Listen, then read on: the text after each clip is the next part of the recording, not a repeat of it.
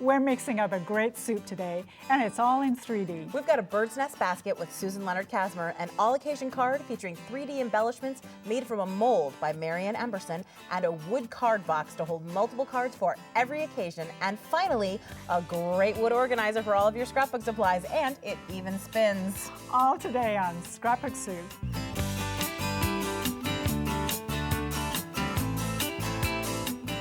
Today's Scrapbook Soup has been brought to you in part by Spellbinders, dye templates for cutting, embossing, and stenciling. Beautiful details, inspiring creativity. Spellbinderspaperarts.com. Stamp, sprinkle, tap, heat, wow. Wowembossingpowder.co.uk. Sakura Color Products of America. sakuraofamerica.com.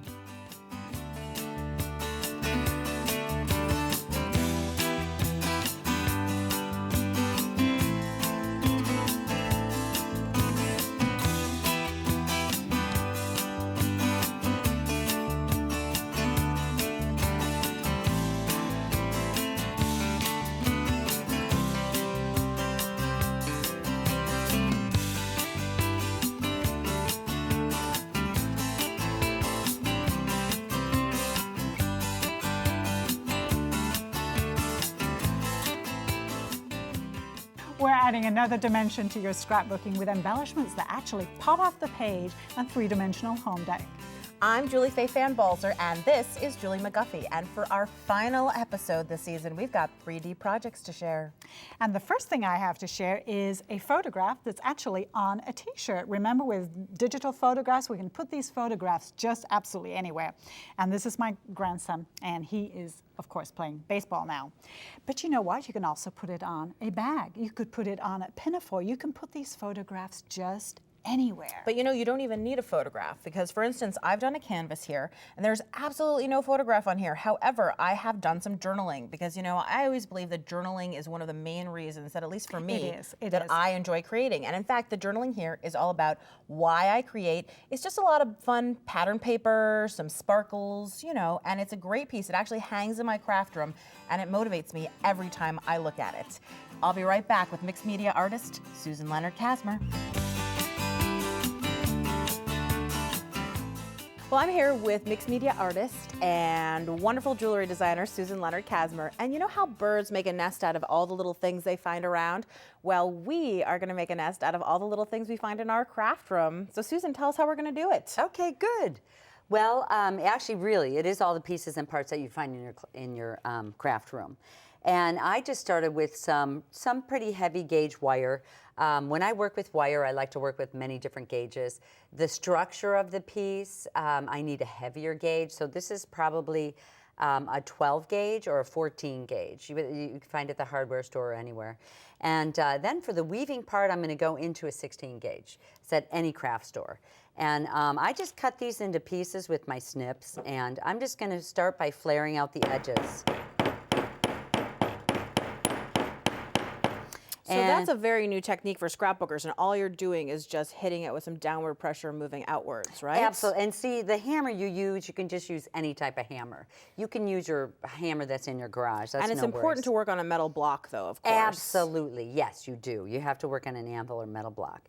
One of the things for this bird's nest is that you want to make a flat base. So really, make sure that it's hammered nice and flat in the center. And both ends are done. And then I can just flare them out a little bit and, you know, have kind of cup my piece up. So here I have 3 pieces that I already did that are shaped in a cup shape. And then I'm just going to really arrange them around like a basket, like a cup. Like a basket, a cup, a spider, an umbrella, something like that. Really, make it look like a spider. That's a good idea. And I'm just going to turn it upside down because I found it was easier for me. It's actually going to be attached just with a wire. Okay. So I have a real thin gauge wire. Anytime you buy wire, you'll notice it's really soft. So let's talk about gauge for a second. Okay. So when you say a thin gauge, so 16 versus 20, which is thinner? 20 gauge is much thinner. So the higher the number. larger the number, the smaller the gauge. So a 22 or a 20 is pretty small. And see, I'm just going to keep wrapping this around and around, going through different areas. and weaving it through. Really, this whole piece is about weaving. And it's really so simple. I mean, you know, it kind of looks like it's going to be complicated and a lot of work, but it's really a fun one. And I think this is a great project for scrapbookers to, you know, push themselves a little, try some new materials, and really experiment with some things that are out there. Yeah, right, because it really can lead you in some good directions.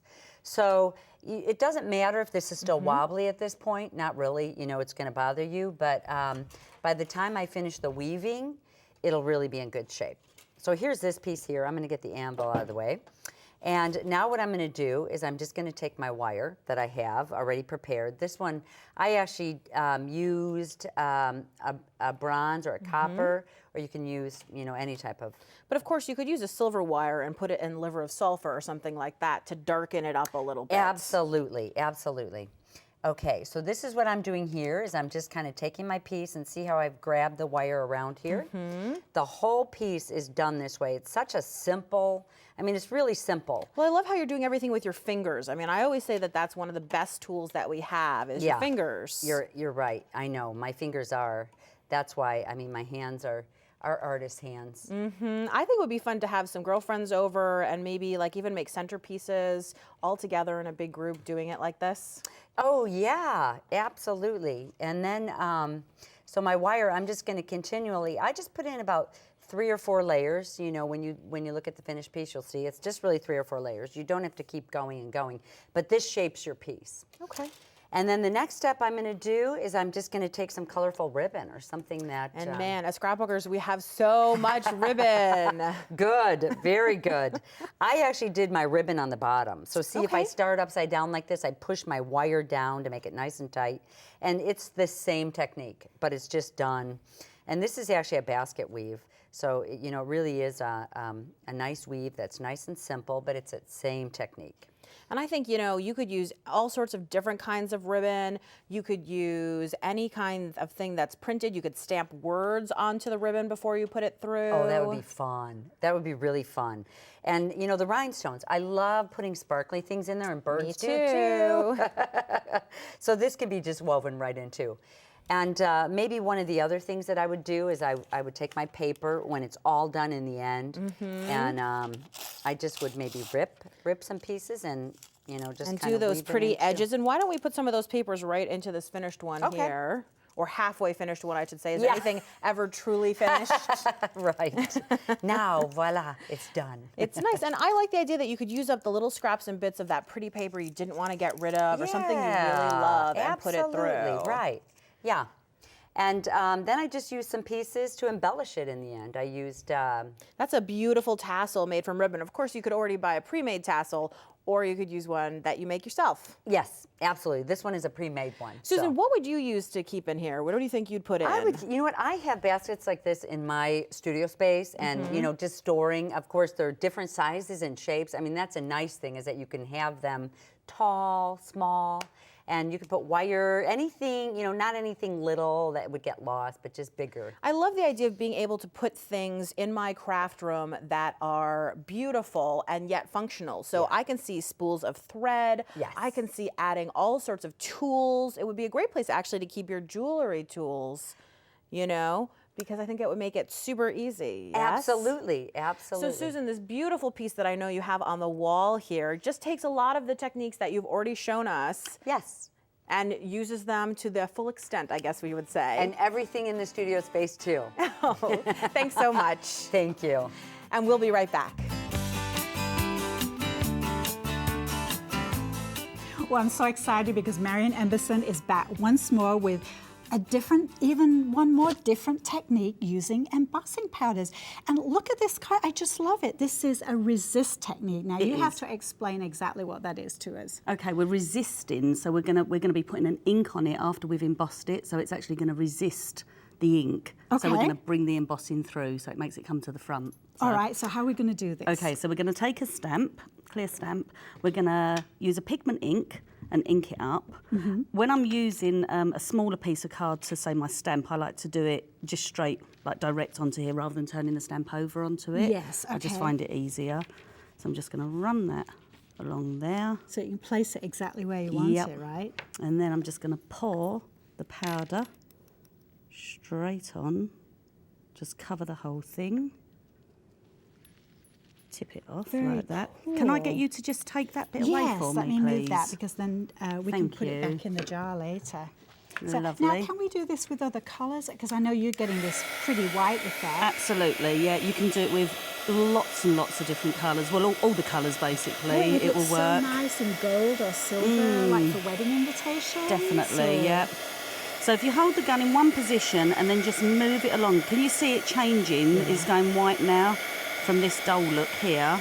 So that's when we know the powder's melted because it's a thermographic powder, so we need heat to melt it. So we're just going to melt it down. Okay. I have done one earlier because this bit now that we need to do, we want to put an ink to it. We don't want to do it while this is still warm because it's just going to pull the powder off. Oh, okay. So this one's already been done. Okay, so just let it cool a little bit Just let it first, cool, right? yeah. And you're going to take a pigment ink. You don't want to use an alcohol-based ink to do this. And then we're just going to rub the colour over it. And then you where you put see- the white embossing powder, then that's acting as your resist. Exactly, And yeah. it's going to pop right up. I love that. There we Oh, go. wow, that's awesome. It's good, isn't it? So, Yeah, I do like that. okay, so we're going to put that on our card. So I've actually done some bits that you can. All right, do you want me to stick put those down. on for you? And while I'm doing that, why don't you show us how to make these gorgeous flowers? I just love Okay, those. lovely. Basically, we're using silicone moulds, and I've taken powder, and I'm just going to pour it. Can I just grab my powder? Oh, yes, I'm sorry. And I'm just it's going the to. same powder. It's the same powder. Yep. Wonderful. Yeah, and again, you can do this with lots of other colours as well. So I'll pour it into a metal tray, make a little spout for yourself, and you can get a peg and you can hold it with a peg, and then I would heat it with a heat gun from underneath. Right, because okay, so it becomes the peg or molten. we call it a clothespin here. Oh, right, okay. I'm on that. And because the tray's going to get really hot, right? Yes, yeah, Okay. absolutely. So you want to melt it from underneath so it becomes molten, and then you're just going to pour it into your mould. But one of the things you can do beforehand, you can take some mica powder and you can just rub the mica powder into the mould before you pour. So then when you then take it out, it's going to take about 40 seconds for it to set. It's really not long. And then when you take it out, so this was just pure white, but because I've put mica powder in there, It's tinted. yeah. Yeah. Now, So it's can gonna you give it use a other colour. colours of embossing powder? So yep. you can make black ones or red ones or Definitely, pink ones yeah. or whatever. Every sort of colour that you like. Yeah. That is gorgeous. I love that. Very Right. cool technique. And, you know, I was looking at these samples that you have over here, you know, using these little flowers. I just love the bracelet. But tell us about some of the other things that you've got. Okay, so we've got like a stone where you can pour, just using a silicone mould again, just put clear embossing powder in the bottom, so melt it again, pour it in the bottom, let it set, and then you can just pop little flowers in there, little mica bits and glitter and things like that, little words. And I love that brooch, the white brooch. Yeah, the That brooches looks are like lovely. silver metal. It does, yeah, they're That's cool. beautiful. And That's the just using a metallic pendant. one. Just Jewellery. whatever you want. We can Yeah. put it on a ring even. absolutely. Then over here we've got some other cards that you've done, Yep. also using that same resist technique. Yep. Yep. So sort of on the book here, we've got I've done the resist technique on there using a clear, but then I've spritzed over with just any Like sort a of mist or yeah, something any like of the that, a mists, coloured yeah. mist, And again, you just wipe it off, and then that's going to resist it as well. Yeah, So it's and like- I love the dandelion one. That is so, that is so pretty. And I love that you can use white or just absolutely any colour. You know, Marion, it's been wonderful having you Thank here you. and seeing you emboss with an international flair. Thank you. Thank you. And we'll be right back. Well, we've got a table full of gorgeous card boxes, and Julie, I know you're going to show us how to make one of them. I know, aren't they gorgeous? And everyone is so completely different. And I have to say, I love the one in the middle, and I know you did that, Julie. It is your style and has your signature on it. But we're actually going to do the one next to it because it's kind of in blue and pinks and everything. And we're going to start with a regular wooden box. Now, these techniques that we're going to do today, you can actually do it on any kind of wood, okay? But we're doing a card box. And Julie, I have one over there, and I've already got a base coat coat on, and it's kind of that really pretty robin's egg blue. And I got a regular acrylic paint, mixed it with some glazing medium because I didn't want it to dry very quickly. And I put a coat on, and now we're going to add a second coat of a second color, kind of a purpley color. I'm ready with my and paintbrush. You're ready with your brush. How brush will paint, right? Yes, and the thing that I love about the glaze is that it just makes it so transparent and go on does. really easy. And it actually, if we put on both coats kind of at the same time, you know, not with the same brush, obviously, one coat first and before it dried, if we put another coat on, they blend together so prettily. And you can just put a little bit on, and if you're finding it gets a little bit too thick, just take a little bit of more glazy medium and add to it, and you can also go over it with a paper towel, because remember, there's no right way or wrong way. We're crafting and we're having fun. Now, while you play with the box, Julie, I'm going to take these same paint colors, and I'm going to actually get some water in my brush, and I'm going to start painting some embellishments with the same colors. And I love that you can use water also as a kind of a way of also making acrylic paint transparent. There are so many different ways that you can do the same thing. Exactly. Well, when you mix water with paint, then you're actually using a wash. Now, this dress form shape here is actually a die cut. You notice as I painted over it, this pattern appears. Yeah. Because there's actually a resist on top of this pattern paper. Wait, that comes when you buy the paper? Yes, it all so comes you don't have together. to You do don't have to do anything. anything with it at all. So I'm just going Awesome. to pick up a little bit more water. We'll put one color on one side of the brush, another color on the other side of the brush, and I'm just going to go over these chipboard letters. Isn't that cool? That is super cool. And turn the brush over. I can do the left-handed trick. Boy, I tell you what, am I ambidextrous when I'm painting, Man, that right? is impressive. And there, it's done. Now, I love these white flowers. These are white fabric flowers and white fabric leaves. And so we're going to add those, give those a little bit of color too. But I'm going to kind of wash the paint out of my brush first, because what I want to do is add a little water to the fabric. I'll just hold that Now, down. why are you adding the water to the fabric? Well, because when I add the paint, it's kind of like a ready-made wash, if you will, and it's going to make that paint soak into the fabric a lot faster. So it's just We'll an easy do way one. of prepping the flower It for is, paint. The same exactly. way you might prime wood or something like that. So we've done a flower, and let's just do one leaf right here. Now let's do a little bit of pink this I time. love that Julie, hot and a pink. little bit of purple, and we'll just put it on at the same time. And again, it's just going to wash right around. And every time you do one of these flowers, it's going to be completely different. Well, you know, while you're doing that, I am going to take some scissors and I am going to cut some of these shapes right out of this metal. I love that metal. You can die cut it. You can use scissors with it. It's perfect. It cuts like butter. Isn't that pretty? It's and amazing. there's a little spool shape on there too for you, Julie. You want to just copy that right Cool. off. Now, while you're doing that, Yeah. the paint is already dried in this flower here, and I'm going to add a little bit of glitter to the end of the petals. So this is what they call a fan brush, and the bristles, they kind of fan out. That's why it's a fan brush. And I'm just going to add some light glitter right to the edges. Well, now this of those isn't petals. loose glitter though, right? This No. is like glitter paint or something It's like kind that. of, it's not actually in a glazing medium, but it is in some kind of a transparent medium. Okay. And the glitter is actually suspended, and all I have to do is just paint it on, and then we'll just set that aside, It and adds we'll let it such dry. a nice Doesn't that look touch. pretty? I do like it. And I could add it to the chipboard letters and the dress Okay. form. So I have a box here that I know you already finished. Right, and we already have some finished Let me move this out of the way embellishments for over there. you. And actually, let Can me I take this whole put paper this- towel for you? There Oh, you I go. was just going to slide it over like that. Team effort. And we'll just decorate the front of Okay. the box. And I'm just going to put some glue right on the back of one of those strips, Julie. Oh. And we'll just put it right on Here you here. go. Let me just squeeze that a little bit harder, give it a hefty squeeze.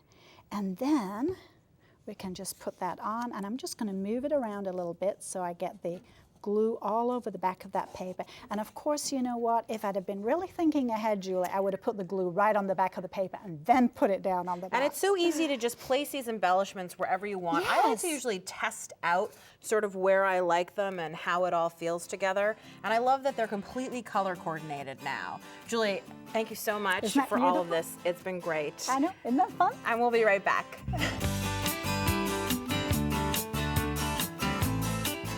Well, Well, Julie and I are here with this awesome craft caddy, and I know, Julie, you're going to tell us how to put it all together. I am, and everything you need is in the kit. It's all the wood pieces and even the Lazy Susan part because it does turn. Cool. It's very, very cool, and we're going to decorate it with paint and also coordinated papers and embellishments. So this is what the plain wood looks like, and you're going to paint it. And you don't want to paint all surfaces, kind of assemble it first to see which require paint and which ones don't require paint, because we're going to cover some with paper as well. Okay, so for instance, you don't want to paint the tabs because when you put it together, that'll just make it hard to put it together. Right, exactly. So don't paint these little tabs at the end. Right, So but let you me do, give of those course, to want to Julie. paint the edges, which I noticed that you've done right here. Right. And then, of course, what you'll do is you'll cover it on both sides with paper. Pretty. To cover it up, and of course this piece is just painted along the top edge. Okay, so let me hand that to you also, Julie. Now then, this little caddy has drawers. And I would have never guessed that that was a drawer, by the way. Well, it comes in a kit, and what we're going to do is we're going to cover it with paper, and then we'll fold it together, and then it really will look like a drawer. So I've cut a piece of paper to size, and this is the front. Well, it looks like it's bigger than the edge there. Well, I'll show you why it's bigger Okay. in just one second. I'm just going to cover the front of the drawer because we don't need to do the back because nobody's going to see the back. So you're just covering it with some sort of white glue. Right. Yeah. And this is a good glue for paper, and as I say, it's going on the chipboard. There we go. And I noticed that you do put the glue top. on in two directions, and I always find that that does create a better bond. It does.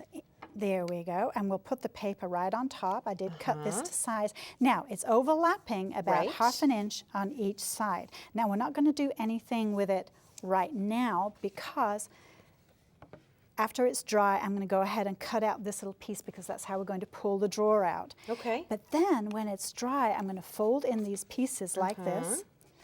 I'll put glue on these pieces, and then when we fold it up, that is going to hold that up like that. That's what actually holds the whole thing together. It's going to hold it together. That's a and great then, of idea. course, before we fold it up and glue it, I'm going to put some paper on this side and also on this side. And you can, of course, you can put some on the back if you want. Okay. How cool. Now then.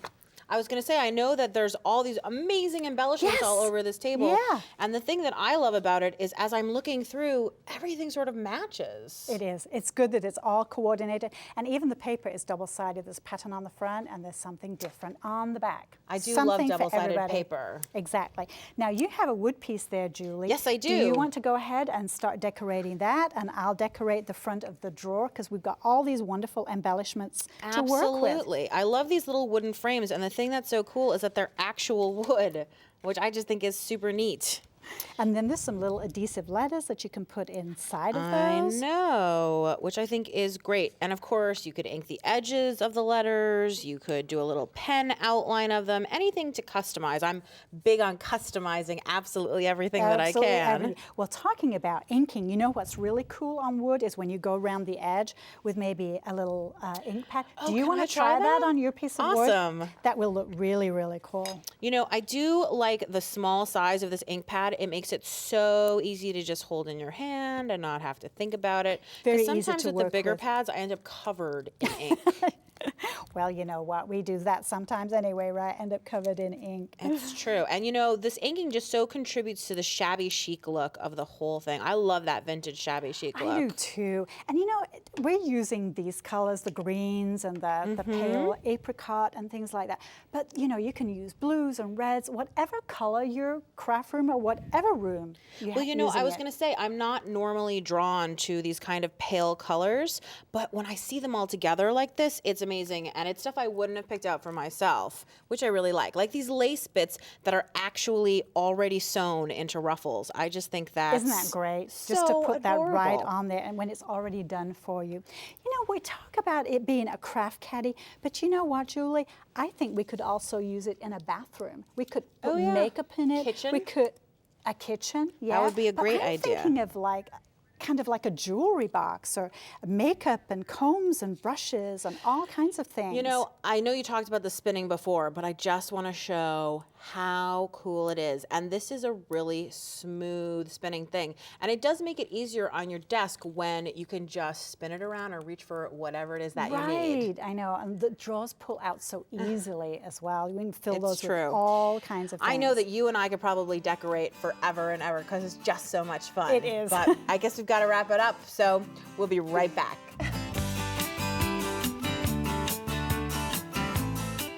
Well, we have one more journal from Lisa Rojas. And what Lisa did, she actually took, again, a plain journal, and the way she decorated it with scrapbook paper, with 3D embellishments. She actually used yarn, she used ribbon, and she added on these little tags. And then down here, she's got some fabric leaves, and she's got these little silk flowers. And again, this is dimensional. And inside it is blank. This is ready for some really extreme Waiting to be filled with journaling. memories. You know, and one of the things that I think is so lovely about a book like this is that we've been talking about home decor. This is home decor. You could leave this out on a table. It's pretty enough as a showpiece. And that, I think, is the beauty of decorating a cover, you know? It is. I don't know about leaving it on the table. It depends what you journal inside it, Julie, right? How nosy the people are you live with. Listen, thanks for joining us again for this season. And we'll be back soon with lots more pages, projects, albums. In the meantime, visit us online at our website, on our Facebook page, and on our blog. You know, keep in touch. We'd love to hear from you, and keep trying out new recipes. Adding new ingredients and making up a great scrapbook soup. Visit scrapbooksouptv.com for a mix of designers, materials, and projects. All of the patterns and pages on this Series 200, all in one scrapbook soup. This is show 213. Mix it all up with more Scrapbook Soup. A DVD set of all 13 episodes of Scrapbook Soup Series 200 is available for $39.99 plus shipping and handling. Visit scrapbooksouptv.com to order a mix of designers, materials, and projects, all in one scrapbook soup. Today's Scrapbook Soup has been brought to you in part by Spellbinders, die templates for cutting, embossing, and stenciling. Beautiful details inspiring creativity. Spellbinderspaperarts.com. Stamp, sprinkle, tap, heat, wow. Wowembossingpowder.co.uk. Sakura Color Products of America. SakuraofAmerica.com.